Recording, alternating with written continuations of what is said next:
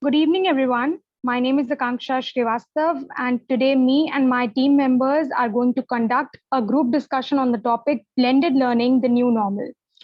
The blended learning is the combination of classroom learning and e-learning, even though it has been there from since several years, but right now due to this whole pandemic situation, the lockdown situation, a lot of educational institutes have adopted this concept, and today we are going to talk about the negative and positive impact of blended learning.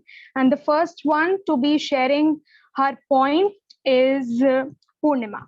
So Purnima, go ahead. Thank you, Akansha. Well, technology has changed the way we acquired the knowledge. A very good evening to everybody. Today I will be speaking for the motion. Like that, that means positive impact of the blended learning in today's era.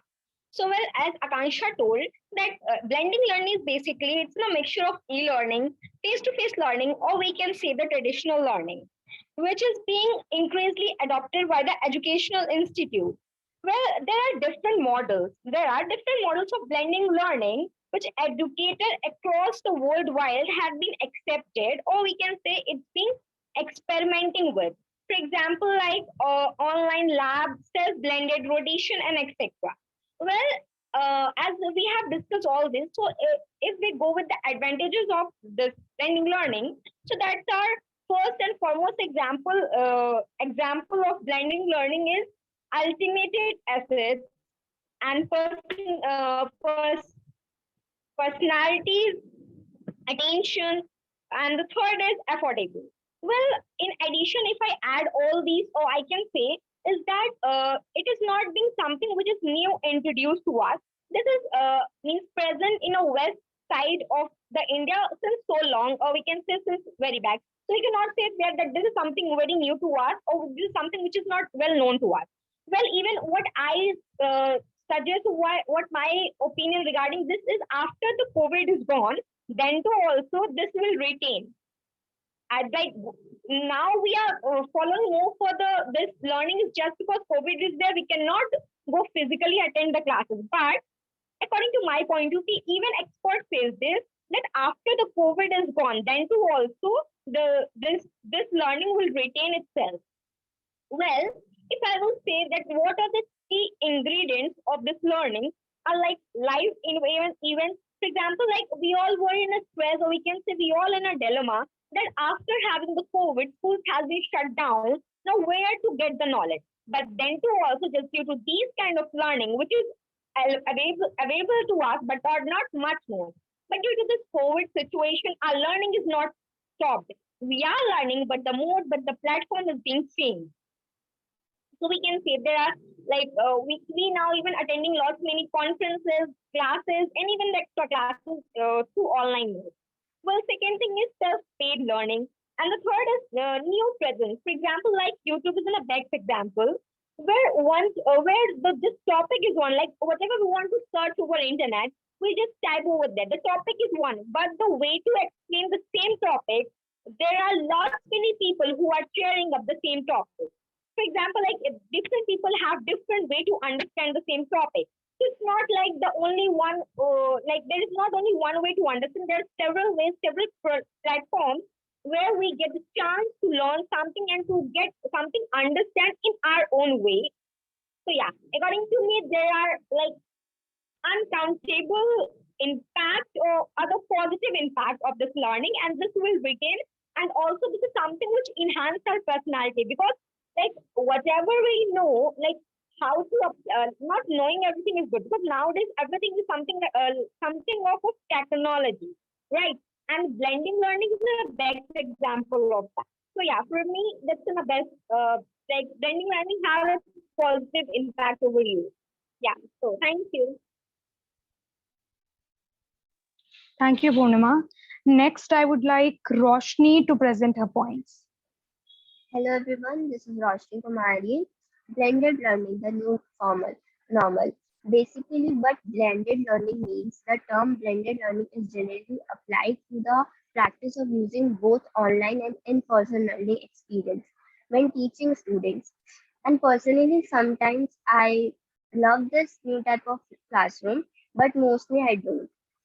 Why I love this type of learning? Because you have to just sit in front of your desktop or smartphone comfortably, and you don't have to get ready like when we are going to school offline. It saves time. This is what I like about it. But on the other hand, I hate it so much. Firstly, teacher take classes whenever they want. They usually don't ask students that they are free or not, and also take late night classes too.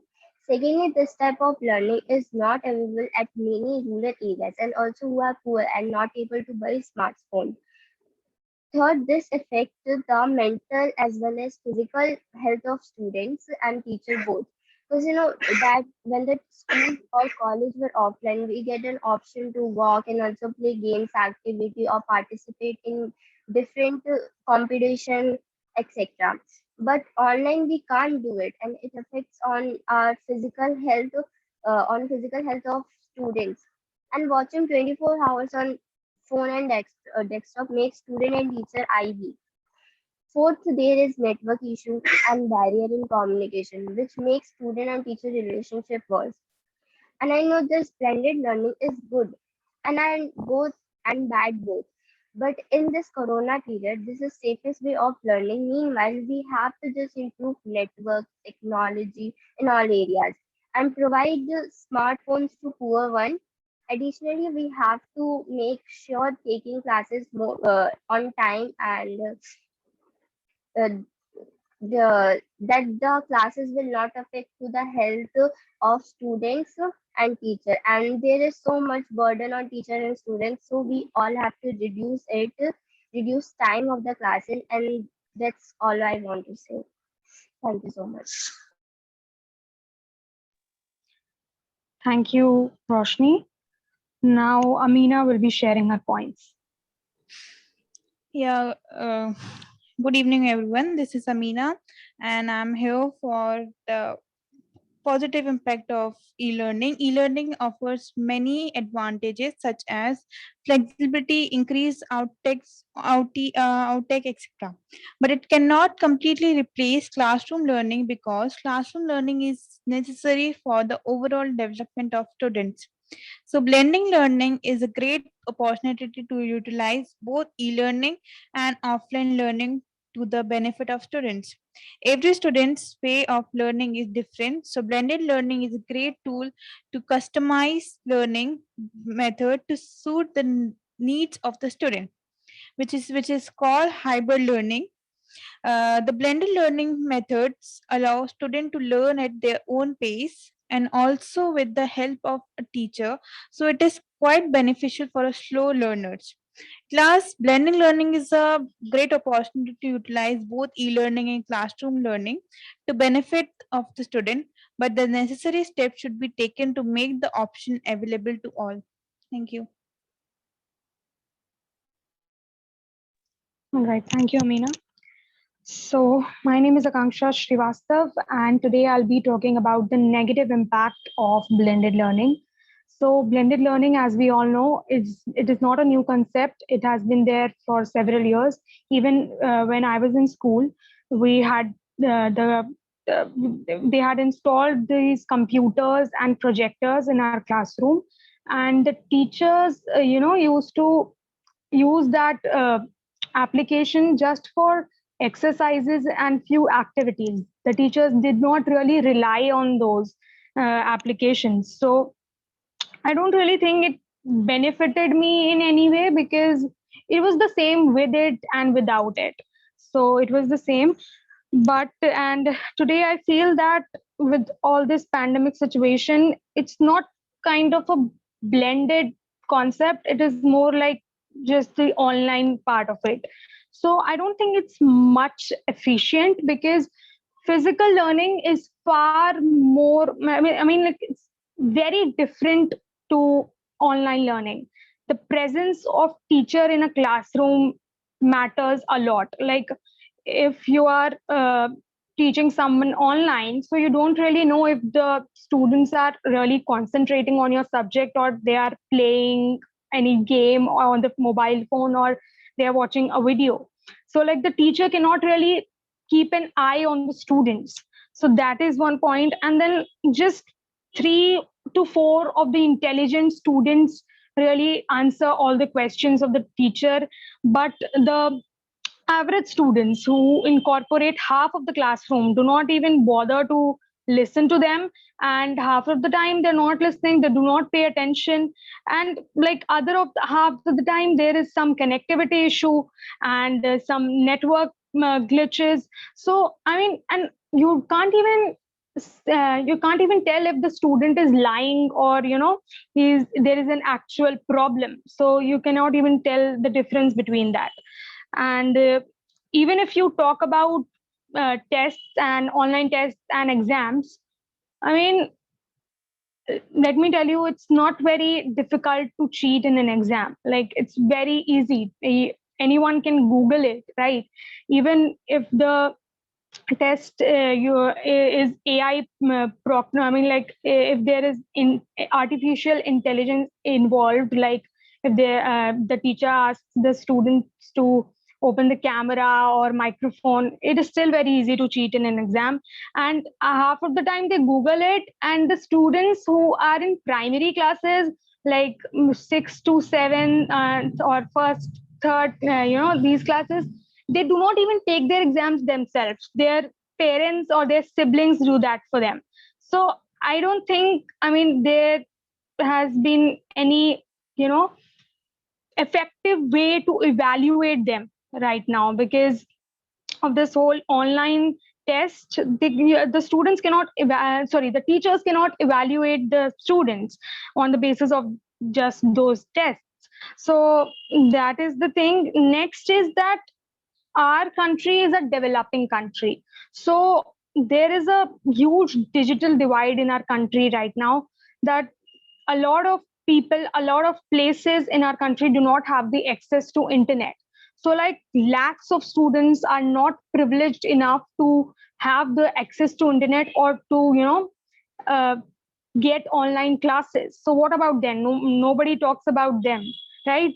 And I believe that while in this pandemic situation, in this lockdown situation, it is a boon for us to be sitting at home safely and still being able to learn and still being able to study. But what about them? I mean, they are getting no use of it because, there is not even proper internet connection. I mean, there is not even electricity connection. So how can we talk about internet? So, I mean, since this all began last year, they have been sitting in their home idle, or maybe a lot of them have even started working like child labor, something like that. So, and our government is also not doing anything about it. So I do not really think that this blended learning or this online learning is doing anything, and it's not really very effective. Yeah, so that was my point. Thank you. Hello everyone, this is Tamil Selvan. So I'm going with the positive impact of blended learning. As all said, that blended learning is an online learning as well as the offline learning, as well as those are explained by well explained by Roshni as well as everybody, Purnima, Akanksha as well. So getting deep into that, the first one is it gives more opportunity to each and every individual to enjoy the best of both real world learning, I mean the offline learning as well as the online learning. So because in today's world, if you take the each individual mindset as well as their intention varies from one person to another person. So that it will be useful, this blended learning, and it is one of the best resource for learning platform. I mean, best for learn a lot of things can be learned in with that. And then the effect is the many students can enhance their learning outcomes, and then the students can improve their studies as well. They can improve themselves by having a lot of motivations, and they can easily achieve their objectives as well. And if you take the this e-learning, I mean the blended learning, it also have flexibility for many people so far, and then but it cannot completely replace the classroom coaching, because classroom coaching is necessary for the overall development of the students as well as the welfare of the students. I mean the students as well as teachers. And then every student, as I said earlier, every student's way of learning will be different. So this blended learning will be a great tool. So for to customize the learning methods and suit the needs of the students as well. Um, I mean, and the another one is these blended learning methods will enable the students to learn at their own pace, and it will also help their teacher as well. So now getting onto the disadvantages of this blended learning is so the interaction between the students as well as the teachers are so I mean are not proper, and it will weaken the relationship between the student and teacher. So the student will find themselves harder to ask any doubts regarding the learning as well. And this dependence of technology will strain the students more, will strain the students a lot. And then um, this method, as Akansha said, this method will not be suitable to all, because the lack of technological infrastructure, the lack of power, and the internet availability is not proper. These factors is also is so far not good, which makes the learning platform not clear and not proper one. It's and make it weakened, and finally guiding to the students will not be proper, because since the student and the teacher interaction has been reduced, so guiding will also be not good. So that's it from my side. All right, thank you, Tamil. So I have now, to add one more point. According to a news, a study of Azim Premji University on learning, there is a loss of 1 year of due to COVID-19 pandemic. It shows that 92% and 82% of children in government school have lost at least one specific foundational ability from the previous year for language and mathematics respectively. And there is a teacher in Rajasthan who just commented our children of class third and fourth were able to read, but now half of them have forgotten how to read. Writing is worse. Children are unable to write even 2 or 3 sentences in the word book. So that is the point that online classes are not very suitable for these primary school students because they are not able to handle it. And just like Akansha said, that they are giving exams with the help of their parents and teachers. And teachers also know that primary school students won't be able to do it in their own. So yeah, offline classes is better than online classes. anyone else who would like to add something to it, or who would like to Yeah. conclude? Actually, I'm not just pointing someone or like contracting, totally neglecting it. But what I thought is like as Akansha said that online learning is like somebody is learning, somebody is not learning. Like they just off their camera doing something else in their cell phones and all. So yeah, what I want to say, what my point of view level, what I have seen is that we cannot totally like neglect this. It's very important because physical learning, offline learning is something which is totally different from online learning. But well, what about those like students? Many of them are attending the online classes, courses like Akash Institution and Academy, Byju's, and they are just being getting taught by those instructor, which is being the teacher who's teaching over the platform. And well, like the second thing is you mentioned about that India is in a developing country. Like some of the part is like yet to have the connection or yet to have the electricity even. But like as it is developing country, it is like it is taking step to step. That means slowly they are means all the facilities are reaching to them. So I guess one day will be there where India will be a developed country and everyone will have this, right?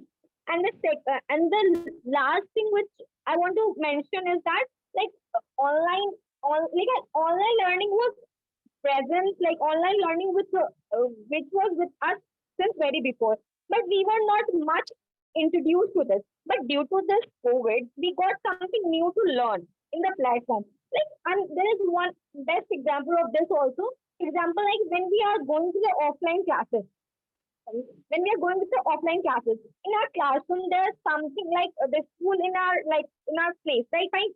So the like even this is a live example I can give you. Just due to this world, this is an online platform. We are able to meet different kind of students from the different cities, different areas. But the same thing cannot be provided by the offline, I guess, in the school, right? So yeah, this can be the best example of this. So yeah, thank you. That's all I just want to add over this. Yes, of course, there are some disadvantages and advantages to it. Yeah, Tamil, you wanted to speak something? Yeah. If you take everything, if it has a lot of advantage, there too has a lot of disadvantages as well. So I like to conclude that blended learning is a great opportunity for all the students to learn in online as well as offline. But the necessary steps has to be taken to learn it in a much more better way. That's it from my side.